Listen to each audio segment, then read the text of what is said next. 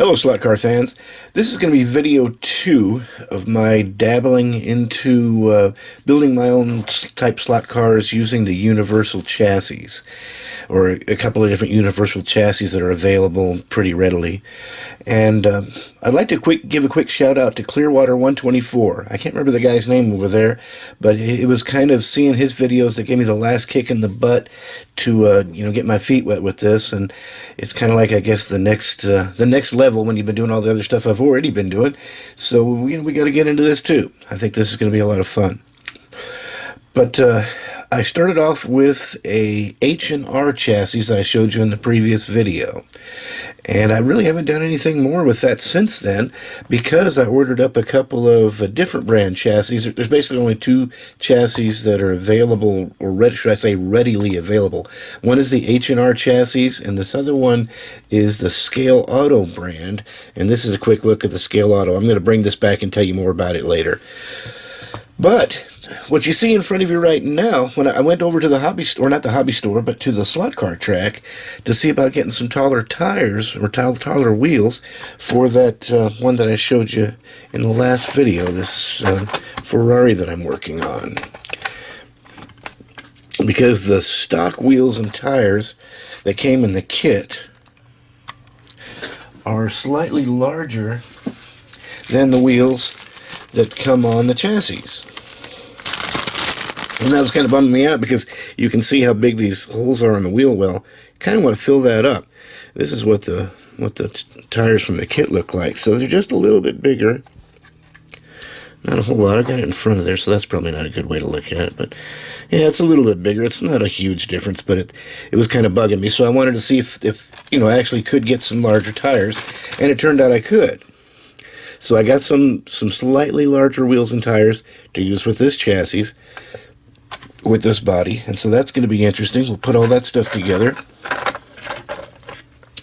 And it turned out while I was there, he also had this pre-assembled car of the same H&R chassis, this NASCAR. And they gave it to me for a good price, and so now I actually have 2 of these H&R chassis to work with, so I can make a matching pair of cars to run, or at least a pair of cars using the same chassis. So I think that's going to be pretty cool. And this is a slightly older version of the chassis. I don't know if any of you guys have seen this before. I showed you basically something about the body mounts before on these, but they have you put these little pin things in that Velcro here, and then you just kind of open the chassis up a little bit, and you slip it in, and those pop right into these holes. So it's a pretty nice little chassis, or a nice little body mounting system that they use. So I'm hoping I can make that work out in my favor on this Ferrari. But anyway, here's this. This is a slightly older version of the chassis than the one I had. You can see the 2 here. This older one has kind of more of a piece of tubing or wire or something here, whereas this one uses a flat stamp piece.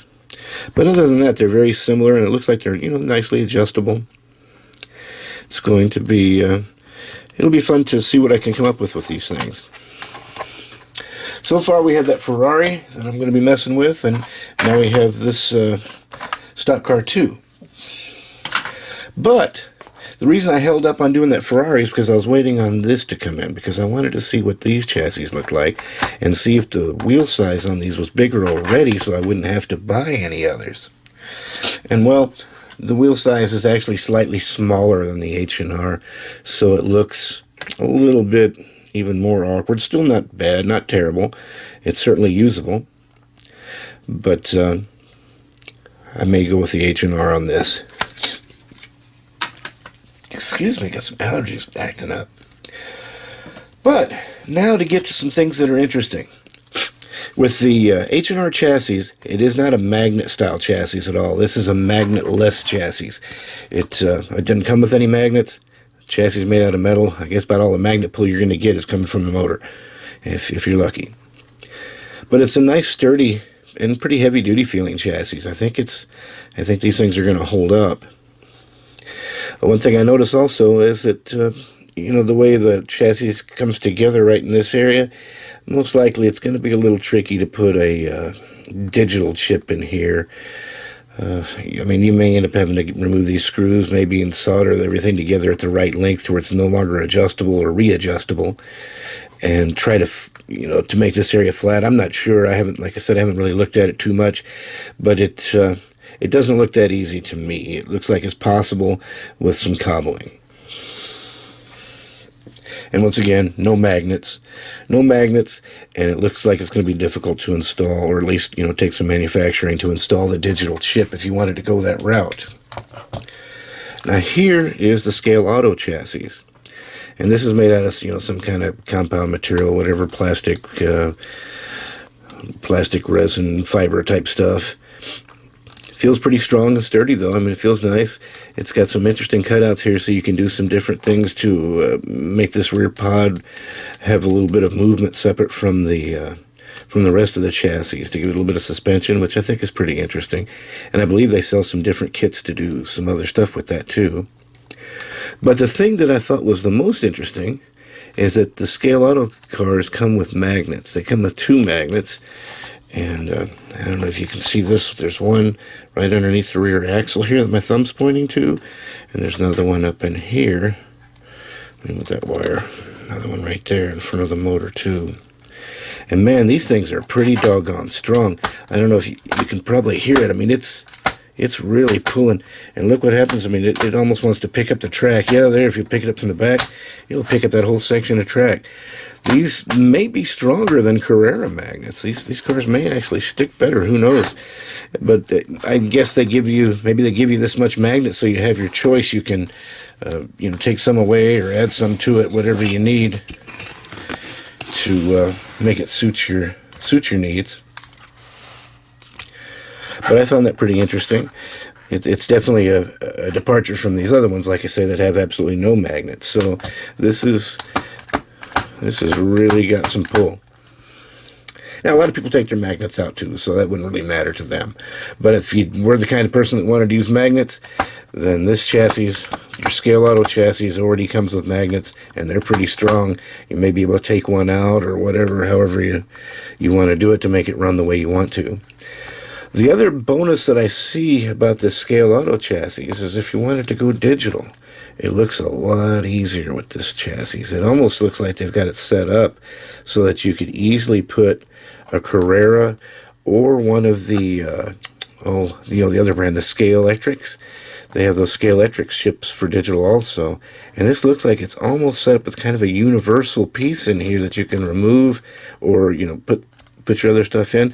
There's a hole right here. Let me try to move my finger where you can see it. It looks like they've got even the correct hole here for the Carrera chip to screw into. And I'm going to show you something else. If you saw my previous video about buying some chips, I happen to have some chips. Well, unfortunately, I don't have one loose. I just have it in the bag. But if we look at this, when I line up that hole with this hole, everything else ends up lining up down here too. It's actually got a slot already for your switch, and another slot there where the light shines through. I don't know if you can see that very well. I'm trying to show it to you better. But yeah, when you get into that hole, get your screw in, this other stuff's already going to line right up to these things, to these spots. So that could be easy as pie. The hardest part's going to be finding that tiny little screw, because Carrera doesn't include that tiny little screw when you buy their chips. Carrera, if you're listening, put that screw in there, please. But anyway, there you go. That's a couple of differences I wanted to show you between the Scale Auto and the H&R chassis. I think both are going to be pretty neat, but I think I may end up preferring these if I can find some other wheels for them, because I want to be able to, swap wheel sizes when necessary.